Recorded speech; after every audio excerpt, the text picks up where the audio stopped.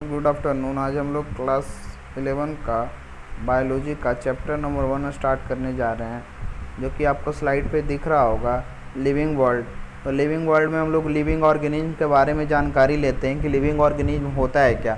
तो living organism का character है कि उसमें वो टेक बर्थ लेता है, मतलब जन्म लेता है, उसमें ग्रोथ होते हैं, जैसे कि यहाँ पे स्लाइड पे दिख रहा होगा, अंडरगोज डेवलपमेंट, उसमें डेवलपमेंट आता है, फिर फाइनली वो मैच्योर करता है। मैच्योर होने के बाद उसका सारे रिप्रोडक्टिव कैपेसिटी आ जाते हैं, तो उसके बाद वो रिप्रोडक्शन करता है।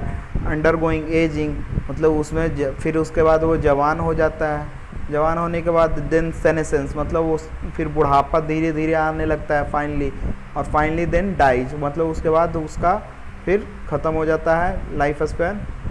तो इसके बाद हम देखते हैं लाइफ स्पैन होता है क्या। लाइफ स्पैन मतलब लाइफ क्या हो, लाइफ स्पैन में होता है क्या। तो लाइफ स्पैन में पहले हम देखते हैं कि the period from birth to natural death.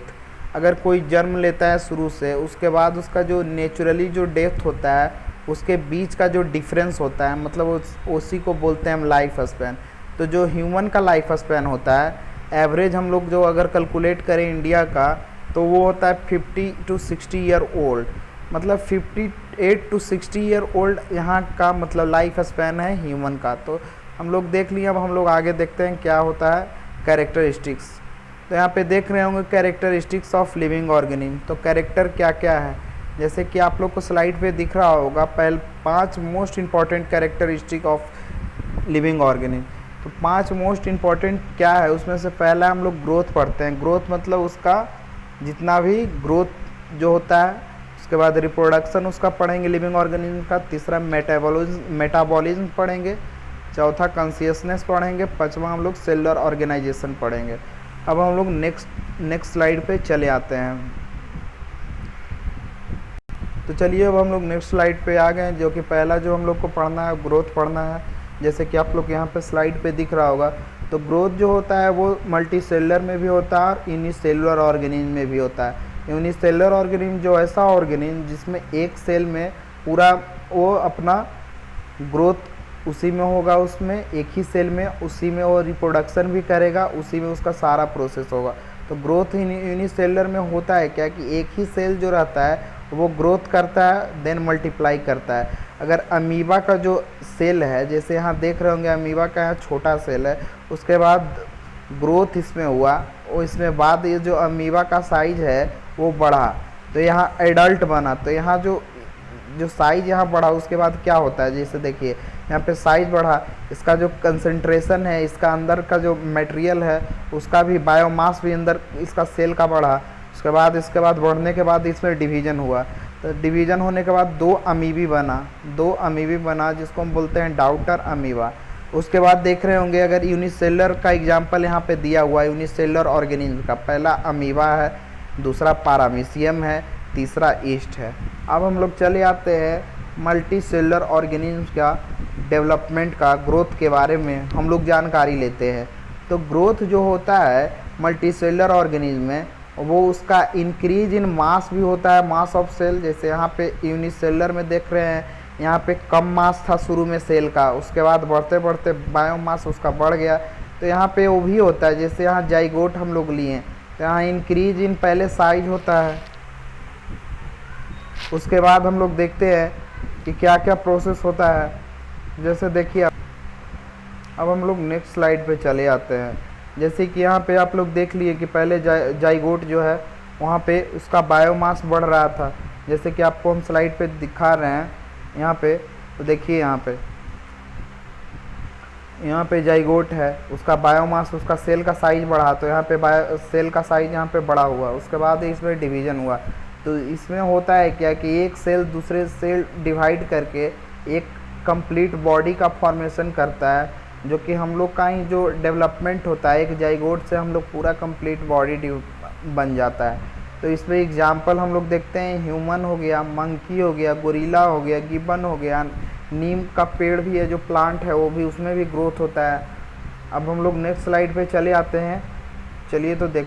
चलिए तो अब हम लोग फॉर्म्स ऑफ ग्रोथ के बारे में जानकारी लेते हैं कि कितने कितने फॉर्म्स ऑफ ग्रोथ होते हैं। तो इसमें हम लोग प्लांट के बारे में पहले जानकारी लेते हैं कि प्लांट में कौन कौन सा ग्रोथ होता है। तो प्लांट में जो ग्रोथ होता है एक पूरा एज, जब तक ये मतलब प्लांट अगर जीवित है तब तक इसमें ग्रोथ होगा। जैसे कि आप लोग देख रहे होंगे मे टेक्स प्लेस इंटायर लाइफ, और जब तक अगर वो प्लांट है, जब तक वो लिविंग है, उसमें ग्रोथ होते रहता है। तो इसी को बोलते हैं हम अनलिमिटेड ग्रोथ, मतलब पूरा अनलिमिटेड होते रहता है ग्रोथ एकदम। उसके बाद इनडिफिनिट ग्रोथ, मतलब उसमें कोई डिफिनिट नहीं है, जितना मन होगा उतना ग्रोथ उसका होते रहेगा, और उसको इनडिटरमिनेट ग्रोथ भी बोलते हैं। अब हम लोग एनिमल पे चले आते हैं।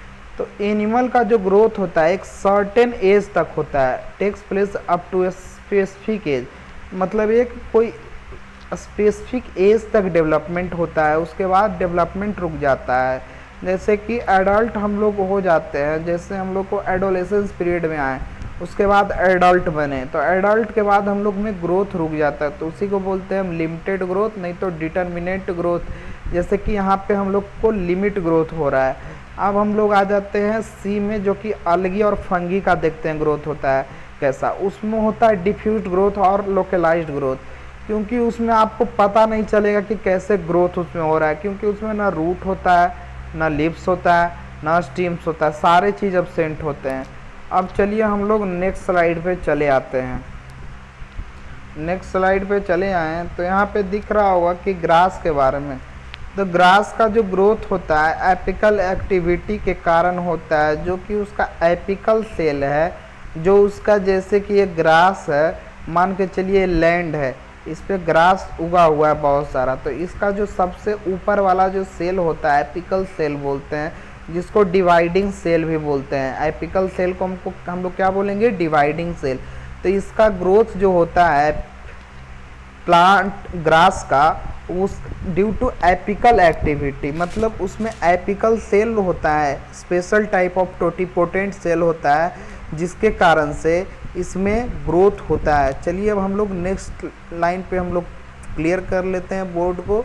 अब नेक्स्ट लाइन पे देखते हैं, जो कि पॉलन ट्यूब भी जो होता है, जैसे कि फ्लावरिंग में जब पॉलिनेशन होता है तो देखते होंगे कि ये अगर फ्लावर है तो इसके स्टिग्मा पे मान के चलिए कि प्लेटफॉर्म किया पॉलन ग्रेन, तो पॉलन ग्रेन के बाद ये पॉलन ग्रेन जाता है स्टाइल के थ्रू ओवरी की ओर। तो ये जो पॉलन ट्यूब बनता है इसका भी जो ग्रोथ होता है एपिकल ग्रोथ होता है, और इसका ग्रोथ बहुत फास्ट होता है प्लांट में। अब हम लोग नेक्स्ट स्लाइड पे, नेक्स्ट लाइन पे चले आते हैं। क्या लिखा हुआ है, growth is an important feature of all living organism. Growth जो होता है ऑल लिविंग ऑर्गेनिज्म का इम्पॉर्टेंट फीचर है, but it is not defining feature, मतलब ये डिफाइनिंग फीचर लिविंग ऑर्गेनिज्म का नहीं है ग्रोथ। मतलब अगर इसको डिफाइनिंग फीचर मानते हैं तो ये सरासत गलत है। क्यों गलत है, क्यों डिफाइनिंग फीचर नहीं है, क्योंकि नॉन लिविंग ऑब्जेक्ट में भी ग्रोथ होता है।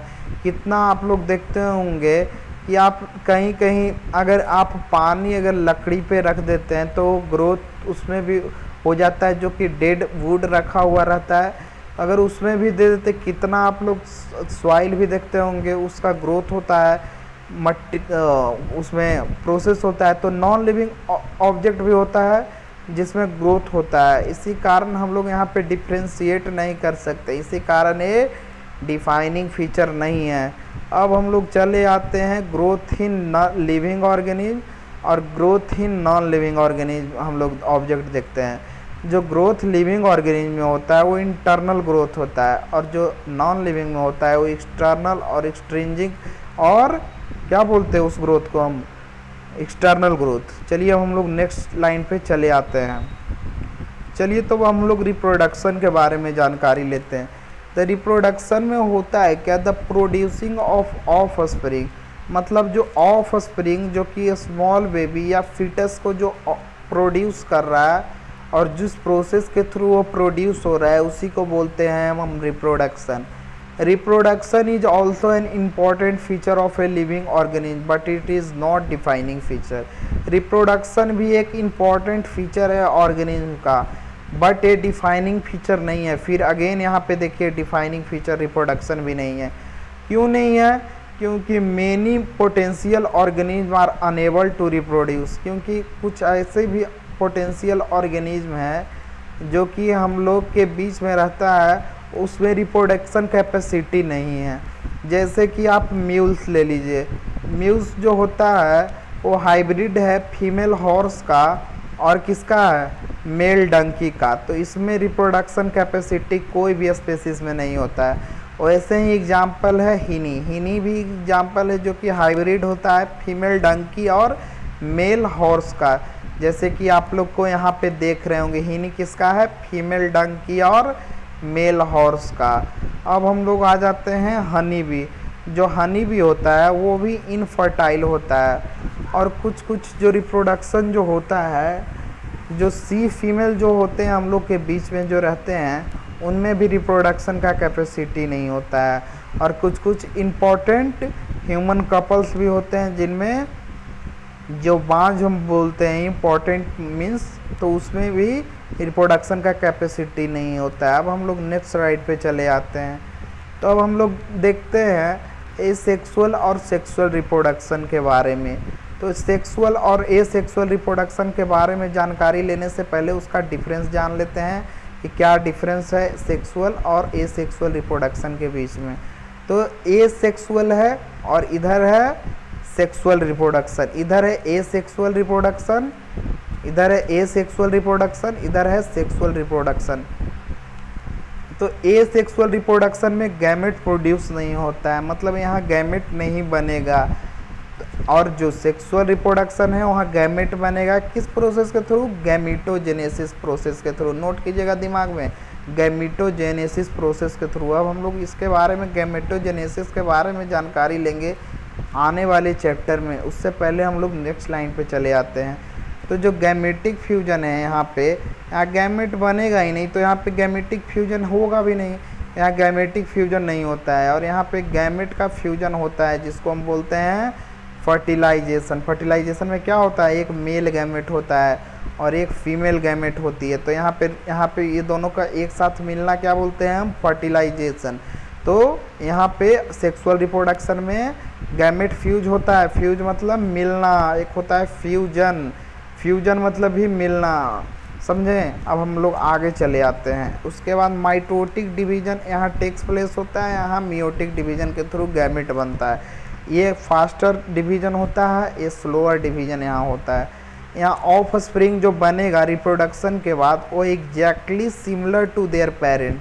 तो यहाँ जो एसेक्सुअल में जो ऑफ स्प्रिंग बनता है वो अपने पेरेंट से एग्जैक्टली सिमिलर होता है, और जो कि ऑफ स्प्रिंग सेक्सुअल रिप्रोडक्शन में बनता है वो genetically different from each other except identical twins. Identical twins जो कि सेक्सुअल रिप्रोडक्शन प्रोसेस के थ्रू बनता है, उसमें एक जाइगोट रहता है, दो सेल में डिवाइड कर जाता है, जिसके कारण आइडेंटिकल ट्विन बन जाते हैं। तो जो सेक्सुअल रिप्रोडक्शन है जिसमें एक्सेप्शन है आइडेंटिकल ट्विन, उसके छुड़ा कर बाकी जितना भी है जो कि जेनेटिकली डिफरेंट होता है अपने आप से। चलिए अब हम लोग नेक्स्ट लाइन पे चले आते हैं। अब देखिए इम्पॉर्टेंट फीचर के बारे में जानकारी लेना है एसेक्सुअल रिप्रोडक्शन के बारे में। एसेक्सुअल रिप्रोडक्शन के इम्पॉर्टेंट फीचर है, पहला है बाइनरी फिजन। तो बाइनरी फिजन में जो एग्जाम्पल होता है अमीबा होता है, बैक्टीरिया होता है, जो कि एक सेल रहता है और एक सेल जो रहता है डिवाइड करके एक से दो भी बन सकता है और मेनी मोर। तो इसी को कहते हैं बाइनरी फिजन। अगर इसमें यूनिसेलुलर ऑर्गेनिज्म होता है तो यूनिसेलुलर हो जाएगा, अमीबा और बैक्टीरिया भी यूनिसेलुलर है। दूसरा बडिंग है जो कि हाइड्रा में होता है, जो कि ये देखिए ये जो है ये बड है, ये आप लोग को दिख रहा होगा, ये क्या है, बड है। तो ये बड होता है, ये हाइड्रा का बॉडी है, ये हाइड्रा का बॉडी है, और इससे ये जो होता है हाइड्रा का डाउटर बॉडी है, ये इससे डिटैच कर जाता है। उसके बाद न्यू बर्ड का फॉर्मेशन, न्यू हाइड्रा का फॉर्मेशन, ये डिटैच जो होता है ऐसे अलग हो जाता है इससे, और यही होता है उसका डाउटर है। और ये फिर मॉइस्चर लेके वाटर लेके नया हाइड्रा बनाता है। तो ये बडिंग हो गया, बडिंग प्रोसेस। अब हम लोग नेक्स्ट लाइन पे चले आते हैं। नेक्स्ट तब तक स्लाइड क्लियर कर देते हैं। फिर उसके बाद है रीजनरेशन। रीजनरेशन प्लेनेरिया में होता है, जैसे कि आप लोग एग्जांपल देखे होंगे प्लेनेरिया का, जो कि इस तरह से होता है, और इसका जहाँ से काटिएगा वहाँ से न्यू प्लेन एरिया बन जाता है। समझ गए? तो यही है। फ्रेगमेंटेशन भी है, तो फ्रेगमेंटेशन भी आप लोग को डिस्कस कर लेते हैं, फ्रेगमेंटेशन क्या होता है। तो फ्रेगमेंटेशन यहाँ देखिए क्या है। फ्रेगमेंटेशन में जितना भी फिलामेंटस अलगी आ गया, जैसे स्पाइरोगाइरा है जिसका सेल ऐसे होता है, जैसे देखिए आप लोग यहाँ पे ये है स्पाइरोगाइरा ऐसा होता है। तो यहाँ पे ये स्पाइरोगाइरा यहाँ से कटा, उसके बाद यहाँ से कटा, तो ये जो एक है उसके बाद न्यू ये बॉडी पूरा फिर स्पाइरोगाइरा का बना देता है, जैसे कि आप लोग को दिखाते हैं, फिर ये नया बना देता है। तो इससे एक बॉडी इससे डिटैच किया और नया बन रहा है, तो एक तरह से ये भी एक रिप्रोडक्शन है। अब हम लोग स्लाइड क्लियर कर लेते हैं और आगे बताते हैं आप लोग को क्या है क्या नहीं है। अब हम लोग स्पोरुलेशन देखेंगे। स्पोरुलेशन में होता है क्या कि कितना जो डेजर्ट प्लांट होता है या कुछ अलगी हैं तो उसमें स्पोर्स बनता है, उसमें स्पोर्स ये इसके फॉर्म में यहाँ भरा हुआ स्पोर्स रहता है। अनफेवरेबल कंडीशन आने पर ये स्पोर्स डिस्पर्स कर जाते हैं और ये इन्वायरमेंट में तैरते रहते हैं, और जहाँ इसको सॉइल मॉइस्चर मिला ये फिर से न्यू ऑर्गेनिज्म बनाते हैं। तो हम लोग स्पोरुलेशन देख लिए हैं। अब हम लोग देखते हैं आगे,